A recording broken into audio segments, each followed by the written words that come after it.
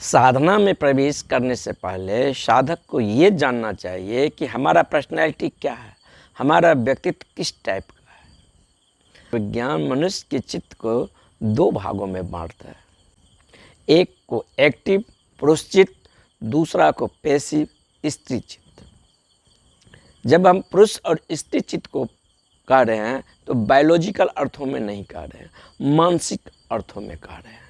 हो सकता है कोई आदमी स्त्री हो लेकिन उसके पास पुरुष चित्त होगा, और हो सकता है कोई आदमी पुरुष हो लेकिन उसके पास स्त्री चित्त होगा।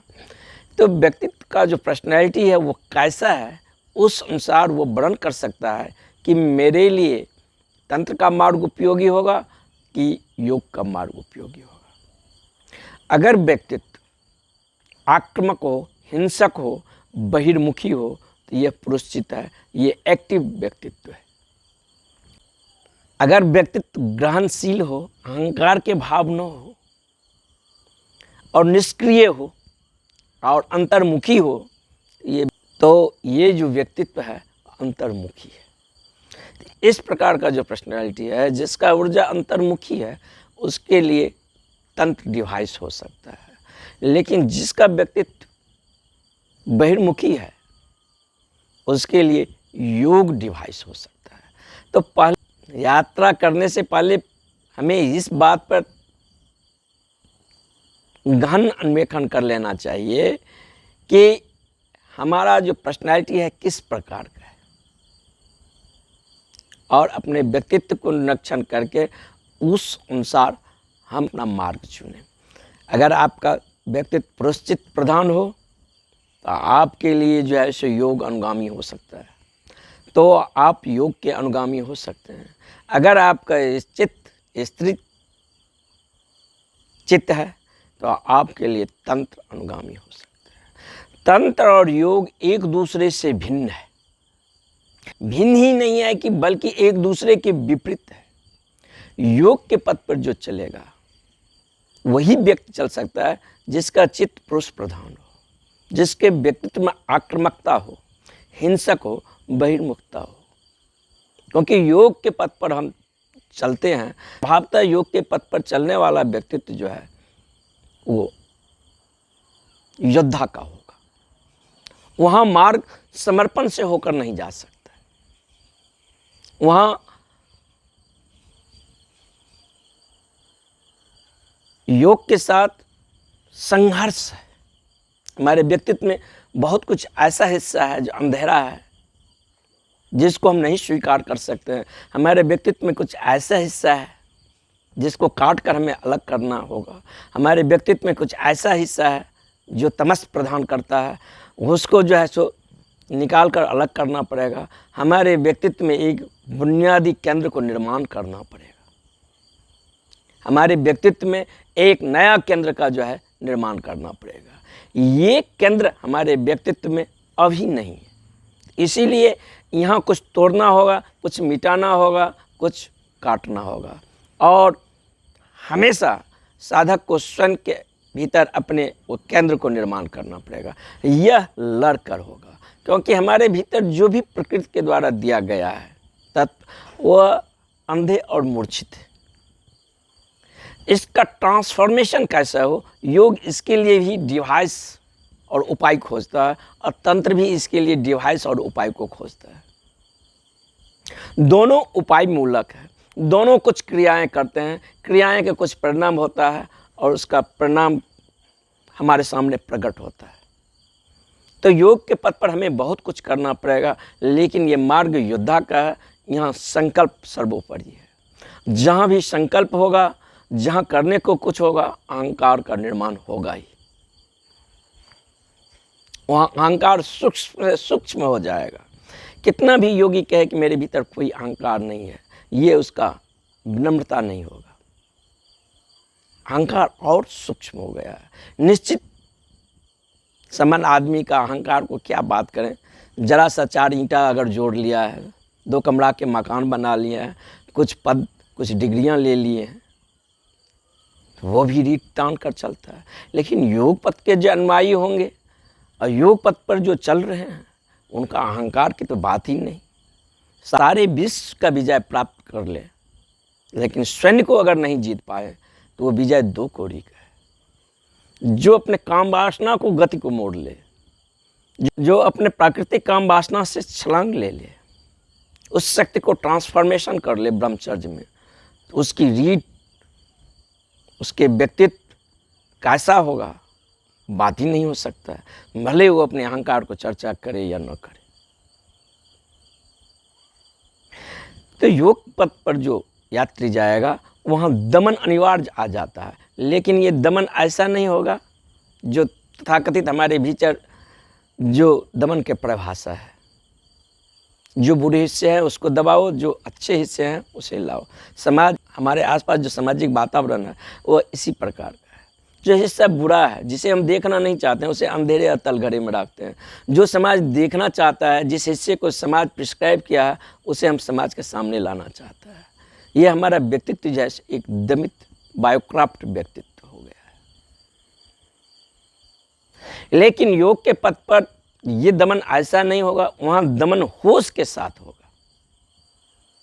जैसे क्रोध है, जब हम क्रोध का एनकाउंटर करते हैं, उसके आमने सामने होते हैं, तो होश के साथ ही क्रोध अपना गुणधर्म बदल देता है और क्रोध करना में ट्रांसफॉर्मेशन हो जाता है।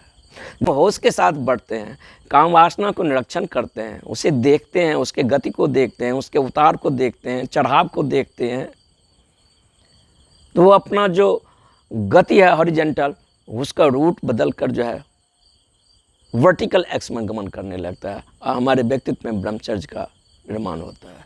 तो ये जो हमारा टाइप्स ऑफ पर्सनैलिटी है कि एक ही हुआ मास्टर की, जिसे हम कह सकते हैं होश, अवेयरनेस। तो योग के पथ पर जो यात्री चलेगा अनिवार्य रूप से संसार को दो में बांट देगा, संसार और परमात्मा। और योग का अर्थ ही होता है दोनों के बीच समन्वय करना, जोड़ना, दोनों पर जुआ को रखने की जो कला है, वो आर्ट जो है वो है होश।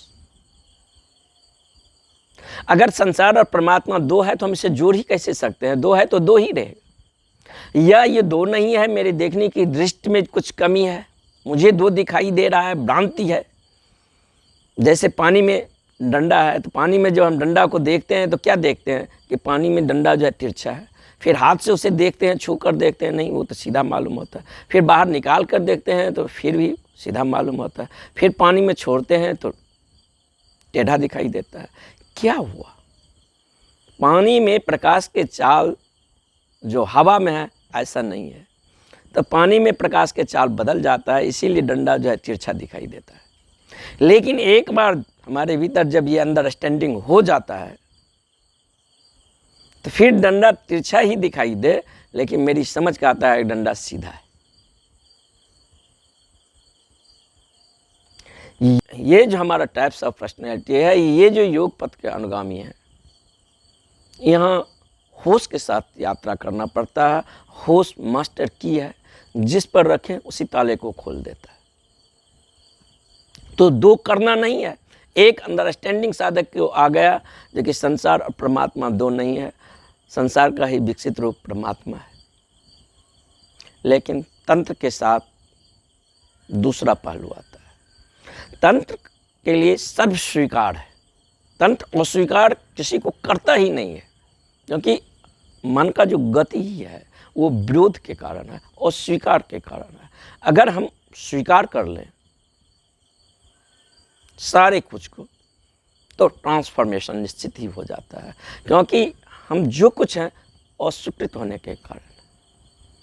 क्योंकि योग के भी पास यही समस्या है, हम किन विधियों के साथ कौन सा डिवाइस उपयोग करें, क्योंकि योग का भी यही दृष्टि है, हम किन विधियों को और कौन सा डिवाइस उपयोग करें, जिसके उपयोग करने के मनुष्य के भीतर एक नया केंद्र का निर्माण हो, मनुष्य के व्यक्तित्व में एक क्रिस्टलाइजेशन हो। इसके लिए योग भी काम करता है। लेकिन तंत्र इसके विपरीत, तंत्र सर्व स्वीकार करता है, इसीलिए तंत्र में पंच मकार जो है प्रसिद्ध है। हम कीचड़ में हैं तो तंत्र कहता है हम कीचड़ से कमल खिलाएंगे। तंत्र में पंच मकार प्रसिद्ध है। तंत्र कहता है मैं कीचड़ में हूँ तो कीचड़ से कमल खिलाऊं, और स्वीकार नहीं है, भोग है। तंत्र कहता है मैं शराब पीऊँगा फिर भी होश के साथ। तंत्र कहता है मैं स्त्री गमन करूँगा फिर भी होश के साथ। मैं उचिष्ट भोजन करूँगा वो भी होश के साथ। तो तंत्र जो है अस्वीकार किसी को नहीं कर रहा है। तंत्र में स्वीकृत है और स्वीकृत के साथ ही ट्रांसफॉर्मेशन आ जाता है, क्योंकि दोनों के पास समस्या ये है कि शरीर और मन को अतिक्रमण कैसे किया जाए। अब दोनों कुछ विधियां देता है, कुछ उपाय देता है, और विधियां पर जब हम काम करते हैं तो हमारे व्यक्तित्व में एक क्रिस्टलाइजेशन होता है, एक नया केंद्र का निर्माण होता है, और वह जो हमारा अभी तक जो व्यक्तित्व था, जो हमारे व्यक्तित्व में वो जो फॉल्स केंद्र था, वो विसर्जित हो जाता है। हम अपने मूल स्वभाव से, अपने मूल स्रोत से जुड़ जाते हैं योग में। तंत्र में जब हम सभी चीज़ को स्वीकार कर लेते हैं तो मात्र स्वीकार से जो है ये क्रांति घट जाता है। तो तंत्र का जो मार्ग है वो भोग से होकर जा रहा है। तो हम तो ये प्रश्न पूछेंगे कि जन्मों जन्मों से तो हम भोग के ही मार्ग से गुजर रहे हैं, फिर भी मुझ में कोई परिवर्तन क्यों नहीं आ रहा है, फिर भी मेरे व्यक्तित्व में कोई क्रांति क्यों नहीं आ रहा है? नहीं, हम जिस प्रकार के भोग से गुजर रहे हैं वो हमारे व्यक्तित्व को जो है कुंद करेगा। हमारे व्यक्तित्व में वो धार ही नहीं पैदा होगा, हमारे व्यक्तित्व में वो प्रतिभा ही नहीं पैदा होगा। तंत्र जिस भोग की बात कर रहे हैं उसमें होश है, अवेयरनेस है, जागरूकता है, और वो जागरूकता के साथ कहता है उतरने के लिए। क्रोध है लेकिन जागरूकता के साथ क्रोध के साथ जियो। क्रोध अपना गुणधर्म बदल जाता है, क्रोध प्रेम में बदल जाता है। काम वासना, जागरूकता के साथ काम वासना में उतरो, पलायन मत करो। योग यहाँ काम वासना के को एनकाउंटर करता है तो वो उसका पूरा एनकाउंटर नहीं करता, आजू बाजू से निकल जाता है, छलांग ले लेता है। एक बार जब अपना केंद्र पर जो उसके भीतर एक क्रिस्टलाइजेशन हुआ, उस मूल केंद्र पर वह आ गया, तो फिर जो है सो काम वासना उसका कुछ नहीं कर सकता है। क्योंकि मनुष्य का जो निर्माण ही हुआ है वासना के महासंगम से। जब हमारे माता पिता वासना से आतुर हुए तो वो एक दूसरे से मिले। जब आदमी प्रेम के कारण एक दूसरे से मिलते हैं तो वासना वहाँ गौण हो जाता है, प्रमुख हो जाता है प्रेम। लेकिन जब आदमी वासना के कारण एक दूसरे से मिलता है तो प्रेम वहाँ गौण हो जाता है, मुख्य हो जाता है वासना। जब दो व्यक्ति मिलते हैं अवासना से आतुर होकर मिलते हैं तो ये वासनाओं के संगम है। और इस बीच तीसरा जो उस गर्भ को च्वाइस कर रहा है, तो ये तीनों आदमी जो है महावासना आतुर है, तब हमारा निर्माण हुआ है। तो हमारे जो शरीर की ईच एवरी सेल है, प्रत्येक सेल कामजन्य है और प्रत्येक सेल में काम वासना छिपा हुआ है। इस एक सेल में जो काम वासना छुपा है उसको कैसे तोड़ा जाए, वहाँ से काम वासना को कैसे क्षैतिज अक्ष में जो वो काम वासना गमन कर रहा है उसको रोका जाए और ऊर्ध्वरेतस बनाया जाए, ये तंत्र का अवधारणा है। तो तंत्र जब प्रेमिका के पास जाता है, स्त्री के पास जाता है या काम में उतरता है तो वह ऐसे जाता है जैसे हम मंदिर में जाते हैं, वह ऐसे जाता है जैसे हम प्रार्थना कक्ष में जा रहे हैं। ऐसे ही वह स्त्री के पास जाता है। उसके मन में अगर जरा सा भी काम वासना का भाव आ गया तो मास्टर जो तांत्रिक गुरु है उसे रोक देगा वहाँ पर। अभी तुम योग्य नहीं हो, अभी तुम होश पर, अभी तुम जागरूकता पर काम करो। इसीलिए तंत्र के मार्ग पर चलने वाले काली हैं, भैरवी हैं, तारा है, देवी ही देवी है। और योग के पथ के जो अनुगमन करता है उनके मार्ग पर जो है सो देव ही देव है। तंत्र जो है काम वासना को या हमारे व्यक्तित्व को पूरा का पूरा एक्सेप्ट करता है, कहता है हम जहाँ हैं जो हैं जिए लेकिन होश के साथ जिए। लेकिन हम भोग के साथ इतने जन्मों से भोग कर रहे हैं कि हम में ये आस्था ही नहीं आता है कि भोग के द्वारा ट्रांसफॉर्मेशन हो सकता है। इसे हम कभी स्वीकार ही नहीं किए हैं, अपने व्यक्तित्व को, काम वासना को स्वीकार ही नहीं किए हैं। अगर आदमी काम वासना में भी उतर रहा है तो उसके भीतर कहीं न कहीं कोई सीन, कोई अपराध भाव, कुछ जो है उसके भीतर छिपा हुआ है। मैं एक कहानी पढ़ रहा था, उस कहानी में एक ईसाई एक धर्मगुरु से मिल रहे हैं और वह जो ईसाई हैं वो कह रहे हैं कि सारे कुछ जो है सो परमात्मा ही बनाया है, ये संसार इतना विराट जो रचा है वह परमात्मा ही रचा है। तो धर्मगुरु कह रहे हैं कि फिर पाप को कौन रचा? तो ईसाई धर्मगुरु कह रहे हैं कि उसको तो शैतान रचा है। फिर वह कह रहे हैं कि शैतान को किसने बनाया? अब वो बिचक गए, अब जवाब क्या दें? शैतान को तो परमात्मा बनाया, या शैतान को अस्तित्व अलग से स्वीकार करो। अगर हम शैतान को अलग से अस्तित्व स्वीकार करते हैं, जैसे संसार को देख रहे हैं, दुख, संताप और पीड़ा की कहानी, ये निश्चित ही ऐसा लगता है किसी परमात्मा ने न रचा हो, किसी शैतान न रचा हो। और निश्चित परमात्मा हार रहे हैं, शैतान जीत रहा है। तब तो परमात्मा नपुंसक हो गया, तब तो वो सर्वशक्तिमान नहीं हुआ। या परमात्मा सर्वशक्तिमान है तो शैतान का अस्तित्व को जो है स्वयं अस्वीकार करना पड़ेगा, या ये स्वीकार करना पड़ेगा कि परमात्मा ने ही शैतान को बनाया। तो जब परमात्मा ही धूप और छाँव है, वही जीवन और मृत्यु है, तो फिर इतनी दूर तक चलने की और बहस करने की क्या ज़रूरी है? ये प्रकाश परमात्मा, अंधेरा शैतान, फिर ये डिवाइडेशन क्यों करें? तो तंत्र के मात्र को जो अनुगामी है वहाँ भोग अनिवार्य है, लेकिन वो भोग सांसारिक भोग नहीं होगा, वहाँ होश के साथ भोग होगा। और जब आदमी इस पथ पर चलता है, कितने आदमी वंचना कर रहे हैं। मेरे एक मित्र थे, कॉलेज के दिनों में वह कॉलेज में पढ़ते थे, बहुत सारे आध्यात्मिक पुस्तक पढ़ लिए थे और वो एक शब्द को इस्तेमाल करते थे। शराब पीते थे और कहते थे मैं होश के साथ शराब पी रहा हूँ। गाली बकते थे और कहते थे कि मैं होश के साथ गाली बक रहा हूँ। तो इस प्रकार के फिलॉसफी का हम शिकार हो जाएंगे। तो योग कोई फिलॉसफी नहीं है, कोई दर्शन नहीं है। वह मनुष्य के समस्या के साथ एनकाउंटर करता है, उसका उपाय बताता है और निदान करता है। उस पथ पर चलने के लिए योद्धा के भाव होना चाहिए। लेकिन तंत्र के पक्ष पर जो यात्री चलता है, उसका जो भीतर है ग्रहणशीलता चाहिए, अहिंसा चाहिए, प्रेम चाहिए और उसके भीतर एक ग्राहकता चाहिए। उसका ऊर्जा जो है निष्क्रिय हो, तो ये उसका ऊर्जा को जो है चुंबकीय बनाता है। और जब हमारा ऊर्जा चुंबकीय होना शुरू हो जाता है तो धीरे धीरे जो है पूरा ऊर्जा उस बिंदु पर जो है क्रिस्टलाइज होने लगता है और उसके अंदर को निर्माण करता है। और योग के पथ के जो यात्री हैं, जो आक्रामक हैं, और योग के पथ के जो यात्री हैं जो आक्रामक हैं, हिंसक हैं और बहिर्मुखता है जिनके भीतर, उनको पहले अपने ऊर्जा को भीतर को ओर मोड़ना होगा। जो ऊर्जा बाहर गमन कर रहा है उसको पहले भीतर मोड़ने के लिए ध्यान की विधियों पर काम करना पड़ेगा। और एक बार जब ऊर्जा भीतर मुड़ जाता है तो ऊर्जा स्वयं भी अपने भीतर एक नए केंद्र को तलाश कर लेता है। जिस मूल स्रोत से ऊर्जा बाहर प्रवाह हो रहा है उस मूल केंद्र पर ऊर्जा जो है स्थापित हो जाता है, उससे हम जुड़ जाते हैं, उस मूल केंद्र में हम प्रतिष्ठित हो जाते हैं, अपने शून्य होने का वहाँ बोध हो जाता है। फिर कोई और प्रमाण की जरूरी नहीं रह जाता है, साक्षात वहाँ मैं देख ही लेता हूँ कि परमात्मा ने वहाँ पर हस्ताक्षर पहले से कर रखा है।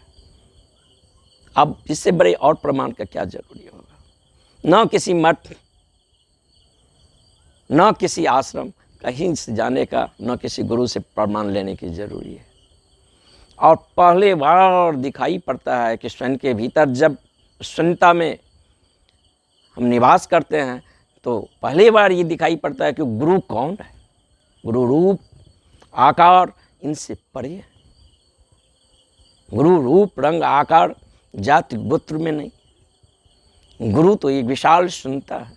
गुरु की उपस्थित तो ऐसा है जो एक अनुपस्थित के जैसा। अगर हम गुरु को अभी तक रूप गुण और आकार में ही बांध कर देखते हैं तो हमारा दृष्टि जो है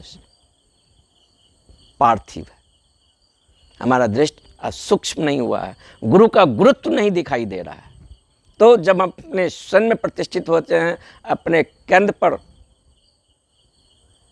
जब हम अपने स्वयं में प्रतिष्ठित हो जाते हैं, अपने केंद्र से जुड़ जाते हैं, अपने मूल केंद्र से, जहाँ से ऊर्जा बाहर गतिमान कर रहा है, तब पहले बार दिखाई पड़ता है गुरु का गुरुत्व। तब गुरु और साधक में जो एक भिन्नता था वह भी विसर्जित हो जाता है। तब तो गुरु को ही अपने में देखता है। और ये भी बात कहना ठीक नहीं लगेगा वो गुरु को देखता है, दोनों, गुरु भी चला गया, शिष्य भी चला गया, मात्र वहाँ एक होना मात्र है। जो इससे पहले साधक अपनी यात्रा करने से पहले गुरु में प्रतिबिंब देखा था, अब वह छवि अपने ही नूरों में उसे दिखाई दे रहा है। जब तक गुरु शिष्य का दोनों का खेल चल रहा है तब तक द्वंद्व है। जिस दिन गुरु शिष्य का दोनों का भाव विसर्जित हो जाए उसी दिन अपने केंद्र में हम प्रतिष्ठित हो जाते हैं। साधना के पथ पर साधक वही है जिसका कोई प्रवार्ध नहीं होता है, कोई मत नहीं होता है, जिसने अपने सारे मतों को तिलांजलि दे दिया है। लेकिन तंत्र का अभी समय नहीं आया है। ये नहीं आया है कि तंत्र के कारण नहीं, कि तंत्र समाज में अस्वीकृत है। भोग और वासना से लोग डरते हैं, उसे अगर स्वीकार भी किए हैं तो इस प्रकार की दबी दबी हुई स्वीकार की है। अब उसका भूमि तैयार हो रहा है, विशेषकर पश्चिम में, जहाँ फ्राइड, जुंग और रेक मनुष्य के गहन अंतःस्थल में जो उतरे हैं, तो वह देखा है कि मनुष्य में जो 100 में से 90 बीमारी है वो सेक्स के कारण है। मनुष्य के चित्त दमित है। जब तक सेक्स और काम मनुष्य के व्यक्तित्व को जब तक हम पूरा स्वीकार नहीं करेंगे तब तक तंत्र का समय नहीं आएगा, योग का भी नहीं आएगा। क्योंकि मनुष्य के व्यक्तित्व को पहले जो है सो प्राकृतिक होना है। जब मनुष्य अपने चित्त में अपने को पूरा स्वीकृत करता है तब वहाँ से डिवाइस निकलता है। तो जिसका पर्सनैलिटी अंतर्मुखी हो, अहिंसक हो और प्रेमपूर्ण हो, करुणामय हो, उसका मार्ग जो है तंत्र से होकर जाता है। जिसका व्यक्तित्व आक्रामक हो, हिंसक हो, बहिर्मुखता हो, उसका मार्ग योग से होकर जाएगा। अब अनुमान किया जाता है कि तंत्र का समय तैयार हो रहा है, जो सभी के लिए तंत्र उपयोगी होगा। तंत्र कभी था जीवित, भारत ने उस ऊंचाई को छुआ था जिसका प्रमाण हमें खजुराहो, कोणार्क, अजंता और एलोरा में मिलता है।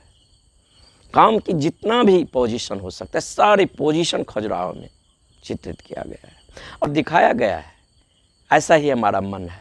बाहर जो मन का दीवाल है उस पर काम की मूर्ति है और इसी से होकर एक द्वार जाता है परमात्मा के मंदिर में। जो खजुराहो के अंतर गर्भगृह है वहाँ परमात्मा विराज है। लेकिन जब तक ये घूंघट उठेगा नहीं, जब तक ये काम अपना क्षैतिज अक्ष जो इसका गमन है, इसका गमन ऊर्ध्वरेतस न हो जाए, ये क्षैतिज अक्ष से हॉरिजेंटल एक्स से अपना गति रोककर वर्टिकल एक्स में गमन न करने लगे, तब तक जो है सो ये काम है। जिस दिन ये काम वर्टिकल एक्स में गमन करने लगता है, यह काम राम हो गया। तो साधक पर ये निर्भर करता है कि साधक का टाइप्स ऑफ पर्सनैलिटी कैसा है।